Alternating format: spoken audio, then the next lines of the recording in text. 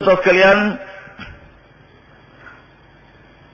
apa yang saya ingin sebutkan pada malam ini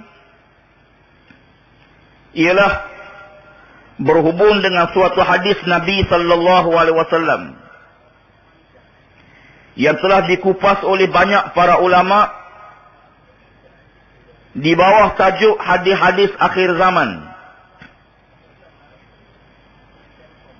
Sabda Nabi sallallahu alaihi wasallam, "Sinfani min ahli an-nar lam arahuma qaumun ma'ahum siyatun ka'aznabil baqari yadribuna biha an-nas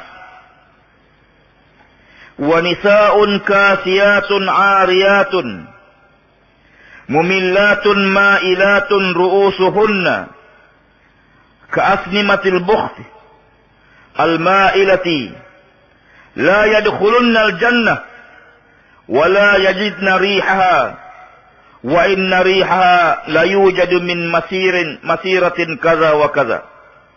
Rawahu Muslim. Maksudnya, kata Nabi sallallahu alaihi wasallam, ada dua golongan yang akan memasuki neraka Allah Subhanahu wa taala, di mana aku tidak sempat melihat kedua-dua golongan ini. Mana Nabi beritahu ada dua golongan manusia, dia ni termasuk ahli neraka. Tetapi kata Nabi, zaman Nabi tak ada. Nabi tak melihat kedua-dua golongan ini. Yang pertama, suatu kaum yang menyandang cemeti di tangannya seperti mana seekor sapi yang digunakan untuk mengejar dan memukul manusia. Yang kedua, wanita-wanita yang berpakaian tetapi bertelanjang. Rambut mereka seumpama bungkak unta. Mereka tidak akan masuk syurga, kata Rasulullah, dan tidak akan mencium bau harum syurga tersebut, walaupun baunya boleh dicium daripada jarak sekian ke sekian. Tuan-tuan sekalian,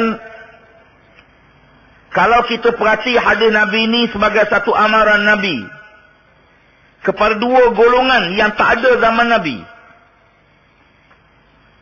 Golongan pertama, seorang yang keluar di tangannya pegang cemeti, pegang cota. Kerjanya kejar manusia, pukul manusia. Berkata Imam Nawawi dalam syarahnya, yang dimaksudkan oleh Nabi itu ialah polis. Yang wujud zaman kita ialah FRU.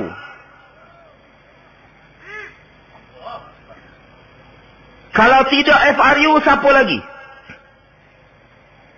Nabi kata dia keluar dalam keadaan memegang cota, memegang cemeti, mengejar manusia dan memukul manusia. Dalam hadis yang lain Nabi kata, mereka ini keluar daripada rumahnya dengan kemurkaan Allah. Di tangannya ada cemeti untuk memukul manusia. Dia akan balik ke rumahnya dalam kemurkaan Allah Ta'ala. Tuan-tuan sekalian, cuba tuan-tuan lihat sifat yang Nabi sebut. Kemudian kita cuba tengok siapa golongan itu di zaman kita. Seorang laki-laki, satu kumpulan, satu kaum, segolongan manusia, keluar, tangannya pegang cemeti, pegang cota, kejar manusia, pukul manusia. Takkan TMB ke pegawai Telekom. Tak ada. Telekom tidak, TMB tidak, takkan JPS, Jabatan Parit. Tuan-tuan sekalian, kalau kita lihat hadis ini dan kupasan yang dibuat oleh para ulama dalam kitab hadis-hadis akhir zaman, mereka menyebut kumpulan ini ialah kumpulan FRU. Wallahu alam. Tapi apa yang tuan-tuan lihat baru-baru ini, himpunan rakyat pada 1 Ogos, rakyat berhimpun kerana menentang kezaliman. Kerana undang-undang yang zalim, kita tak boleh tolak ansur, kita tak boleh kompromi. Nabi tak mengaku umat sesiapa yang menyokong kezaliman. Bila Allah sebut dalam Quran, wala tarkanu ilal ladzina zalamu fatamassakumun nar, jangan kamu cenderung hati, seronok dalam hati bersama orang zalim. Seronok, gembira, tak boleh. Para ulama dalam mentafsirkan ayat ini menyebut, seronok sedang mana? Dia kata seumpama kamu keluar pakai baju, bila kamu sampai di bandar, tiba-tiba baju kamu sama dengan baju yang dipakai oleh orang zalim. Hendaklah kamu balik tukar baju lain. Kerana bimbang, takut ada perasaan seronok, gembira dalam hati itu. Dalam hadis lain Nabi beri amaran, man masya ma'a zalimin liyu'inahu wa huwa ya'lamu annahu zalimun faqad kharaja minal Islam. Rawah Ahmad wa Tabrani.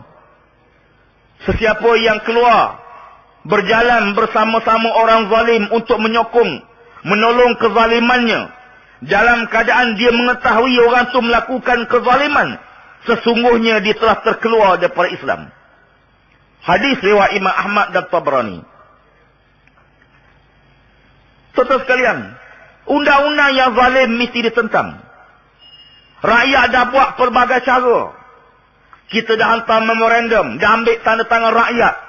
Kita dah bantah dalam parlimen, dalam Dewan Negeri. Kita dah berlaku seminar. Kita pergi bincang, kita pergi runding. Semua jalan rakyat dah buat. Yang belum buat ialah turun ke jalan raya secara aman, menyatakan bantahan rakyat. Undang-undang yang diasaskan kononnya untuk menyekat pengganas. Pengganas dah tak ada, komunis dah tak ada. Mulai tahun 60-an lagi kita dapati